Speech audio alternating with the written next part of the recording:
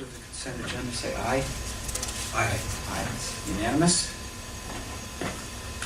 And we're ready for the, any response to the comments?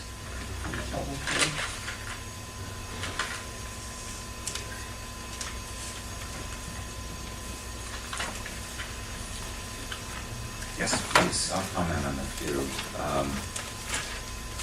Interesting question posed about the nuclear power plants in Japan, and I'll talk with our health, follow up with our health department on that.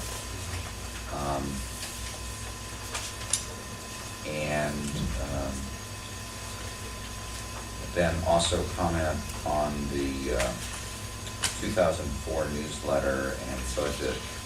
And I appreciate the clarification about I'd also received an email sharing some of this information from Mr. Tiersch, and I appreciate the clarification about how you were looking at potential doubling of the budget. And I think the issue there may be what's counted as operating budget and what's not. So I'll look into that a little bit further.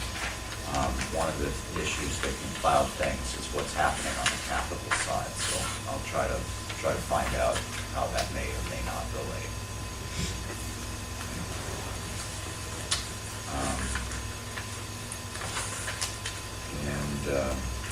I'll also follow up on the, I think it was, you may be referencing the shift of state budget final payment to the school district to beginning of July out of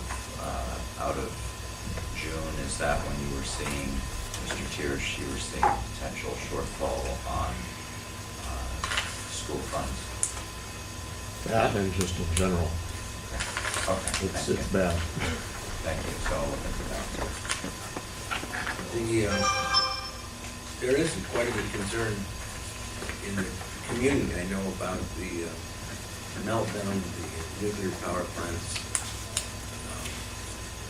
My wife works at the Uptown Nutrition. She had a lot of people come in curious about what if this is carried across in the wind. We do have, Orca has the Chickapee station where we will be monitoring and seeing what is coming across. Right now the prevailing winds is in the direction, but if they switch to a westerly wind, we don't know.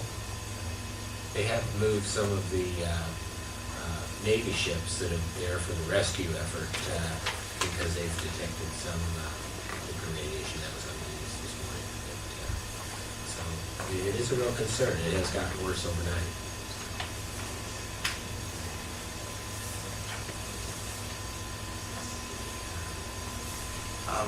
And then putting the hotel on the market, we can put it up for bid, I suppose, but it's not like we can go out and put it on the market.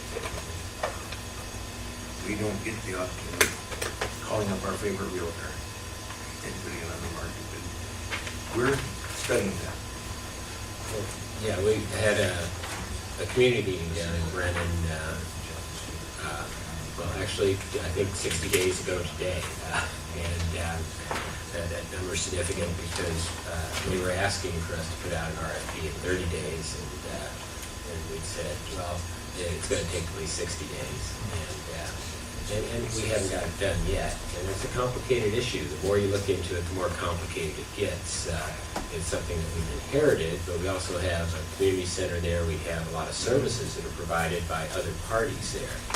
And we have an aging motel section that only CAP was a part of, and frankly, it doesn't pay to have it open in the winter. And as you look at, it was brought up grants and those issues from the state and federal governments being a concern, and it certainly is right now. And with OLECAP, they've always gotten a certain amount of discretionary money through community block grants and other things to back up their services. And when you have maybe 20 programs or so, or more, and you're running each one of them, you can't shift funds between them. And so these discretionary dollars are extremely important because if you're not getting enough reimbursement to support your service for each person, you can lose money with each person you help. And that discretionary money was covering the budgets for all those other programs. And so they're in a real tight fix right now. They can't just shift money to the motel when it's losing money. And so it's been shut down for the winter, and we're not sure when it will reopen. And I know that has an impact on the community. But there's also a lot of capital improvements that need to be done there. And like you mentioned, we can't just go out and sell it. We have to go through appropriate processes and deal with all the different constituencies that are there. So it is taking a little longer than we had hoped. And it's certainly on the radar, but then other things are coming up like tsunamis and things that attract attention. So commissioners made it abundantly clear that this is a priority for staff to work on. So we've heard you loud and clear on that. Okay. And we only give you so much to work with, and we understand that too, so thanks for making it a priority.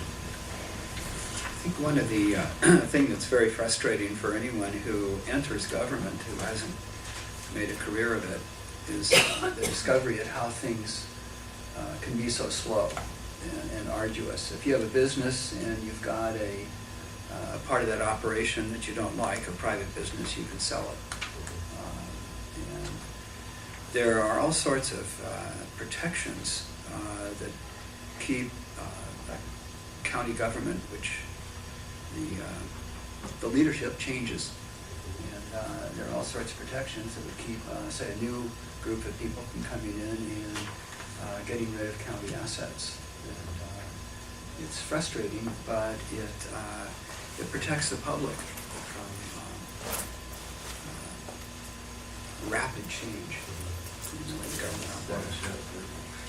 A lot of our Constitution is actually set up to prevent rapid change Yeah. at the federal level. Just in talking about other budgets, the federal and state budget, and how it might impact us, I did have the opportunity to talk with Kevin Vandewey when he came for the community meeting on Friday. Unfortunately, Steve Theringer had a house, I think it was environmental committee hearing, couldn't make it to ours. Did get to talk to his staff, and then actually had an opportunity to talk to Senator Haugen this Saturday, and also Norma Smith from District 10 about issues. And there's a forecast coming out Thursday that they're anticipating showing things being even a little worse in the state budget.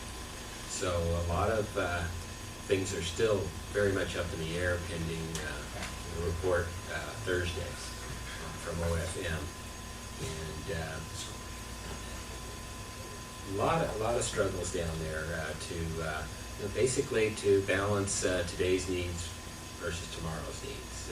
We get a chance to talk to them some about public works trust funds, and relation to the sewer and building 202 and some of those capital things that are looking to the future more and how we benefit our economy, but then also some of the services that are really at risk for our most vulnerable people.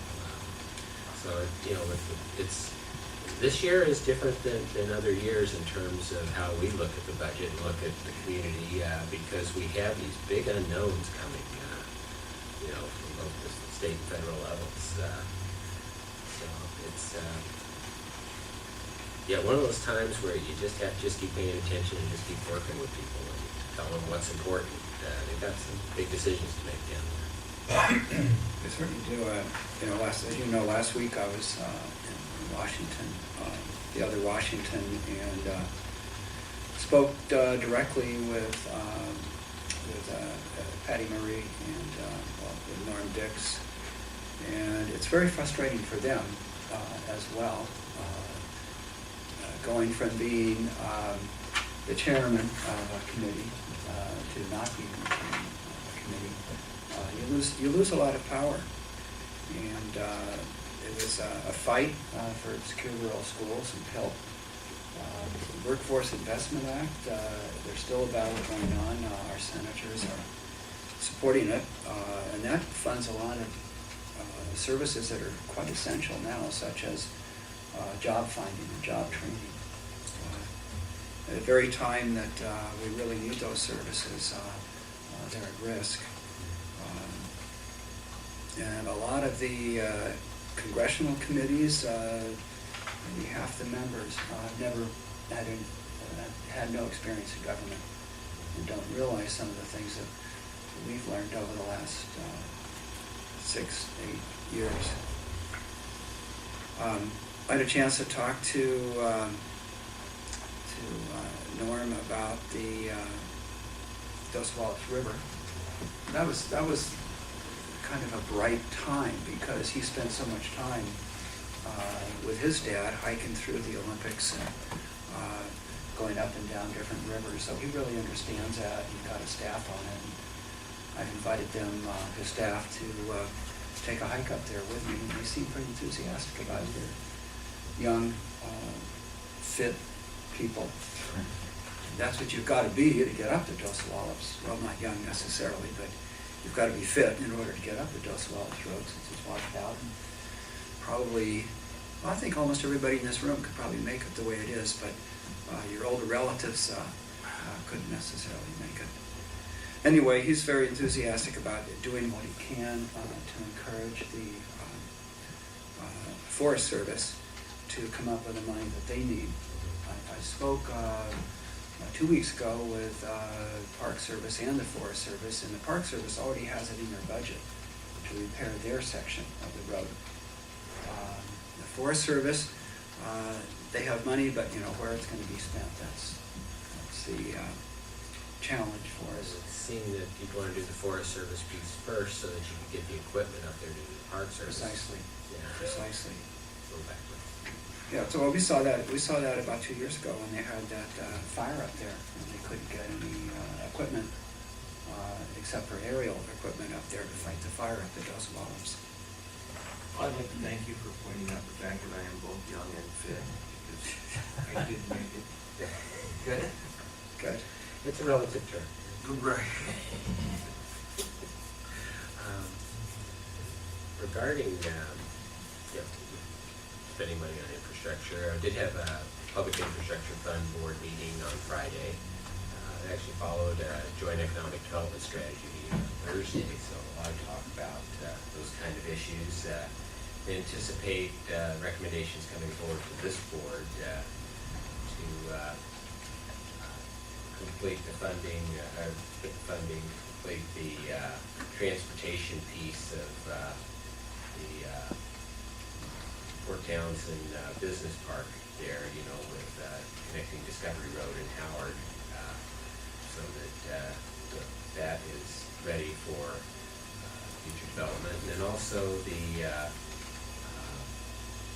Sparling Well, getting the improvements done to that, so that you can have this secure water supply for the UGA, the next PUD project. So changing some of those terms, they were loans to grants, and you'll see the recommendations coming forward. There's some real progress, I think, also on the joint economic development strategy. I feel like got listened to when we talked about the unique communities that we have throughout the county, and focusing on what's appropriate for each one of our rural village centers as well as the UGAs. So I feel like the communication's going forward. Yeah.